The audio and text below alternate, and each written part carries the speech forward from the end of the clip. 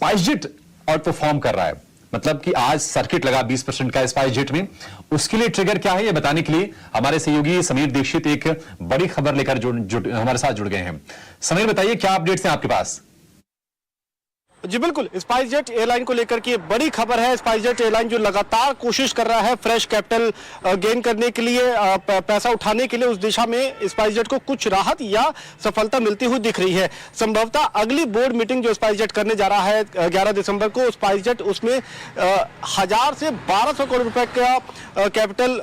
वो हासिल कर सकता है इक्विटी शेयर के जरिए, और इस पर मुहर लग सकती है अगली बोर्ड बैठक में। और ये जो अतिरिक्त पैसा स्पाइसजेट को मिलेगा 1000 से 1200 करोड़ रुपए, इसका वो पूरी तरीके से इस्तेमाल करेगा अपने एम्प्लॉयज की जो पेंडिंग सैलरीज हैं उसको चुकाने के लिए। साथ ही साथ स्पाइसजेट एयरलाइन के जो ग्राउंडेड एयरक्राफ्ट है उसको रिवाइव करने के लिए स्पाइसजेट पूरी कोशिश कर रहा है कि अपने फ्लीट साइज को बढ़ा पाए, जो ग्राउंडेड एयरक्राफ्ट है उनको वो अपने बेड़े में शामिल कर पाए, क्योंकि एक बार स्पाइसजेट एयरलाइन के पास में उसका फ्लीट साइज ठीक ठाक होगा तो अभी जो ऑपरेशनल उसको दिक्कतें आ रही हैं उसको भी काफी हद तक वो दूर कर पाएगा और वो पटरी पर लौट पाएगा। अभी आप स्पाइसजेट एयरलाइन की स्थिति देखें तो उसके सामने सबसे बड़ी चुनौती पैसे की है, फाइनेंस की बड़ी प्रॉब्लम है, और फाइनेंस को की दिशा में स्पाइसजेट एयरलाइन के सीएमडी जो है अजय सिंह, वो पिछले 6 महीने से लगभग तमाम इन्वेस्टर्स के साथ में, बैंकर्स के साथ में मुलाकात कर चुके हैं, फॉरेन इन्वेस्टर्स के साथ में भी वो कोशिश कर चुके हैं, और उस तमाम प्रयासों का कुछ हद तक रंग दिखता हुआ नजर आ रहा है। ये पूरी संभावना है कि अगली बैठक में जो स्पाइसजेट बोर्ड मीटिंग करना जा रहा है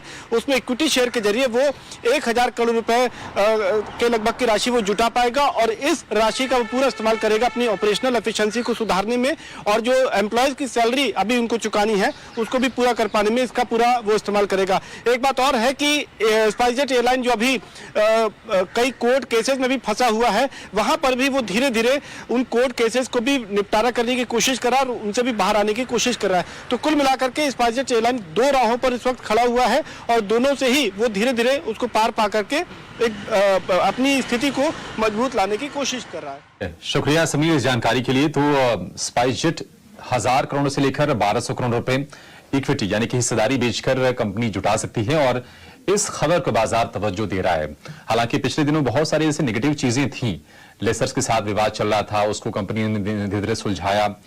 अभिषेक, आपसे जानना चाहेंगे कि आप इस खबर को, इस डेवलपमेंट को कितना तवज्जो देंगे, क्योंकि एविएशन एक ऐसा स्पेस है जहां पर एक बार चीजें डबाडोल हो जाती है ना, तो एक वो साइकिल है पूरा, फिर वो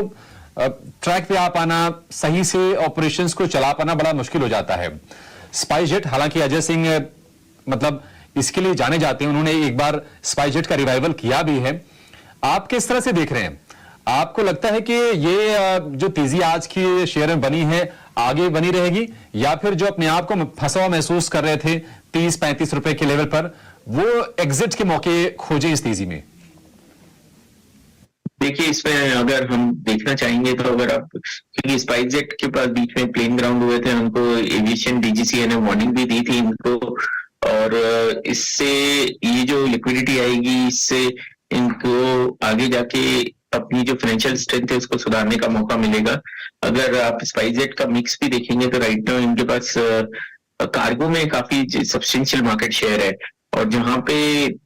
लार्ज प्लेन, इनके कुछ प्लेन्स ग्राउंडेड हो गए थे, इसमें भी अगर वहां पे भी रिवाइवल मिलता है तो मेरे को लगता है ये स्पाइसजेट के लिए काफी अच्छी अपॉर्चुनिटी है रिकवर होने के लिए। बट इसमें आपको क्रूड का रोल भी देखना पड़ेगा, क्योंकि क्रूड अभी रिलेटिवली स्टेबल है और या नीचे की ओर ही कर रहा है राइट नाउ, जो हमने देखा था। तो इट्स ऑलरेडी क्लोज टू 15% के करीब का करेक्शन टॉप से आ चुका है, तो वो भी एक पॉजिटिव वर्क कर रहा है के लिए राइट नाउ। तो ये एक अच्छा मूव है इन्वेस्टर्स के लिए। ऑल्सो इंडस्ट्री में 2 बड़े प्लेयर्स थे,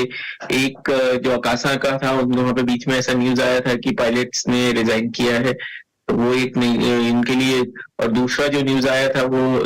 गो एयर के साथ था, तो जो गो एयर के साथ फ्रेंडशिप से एयरलाइन ग्राउंडेड हो गई। ऑल्सो जेट एयरवेज का जो रिवाइवल था वो अभी स्टक है। तो आई थिंक स्पाइसजेट के लिए एक अच्छी अपॉर्चुनिटी है अपने रिवाइवल को जो प्रोसेस है राइट नाउ। राजेश सिंह जी ने पहले भी ये जो रिवाइवल किया है, तो अगर लगता है कि, तो हमें लगता है कि it can be a good opportunity.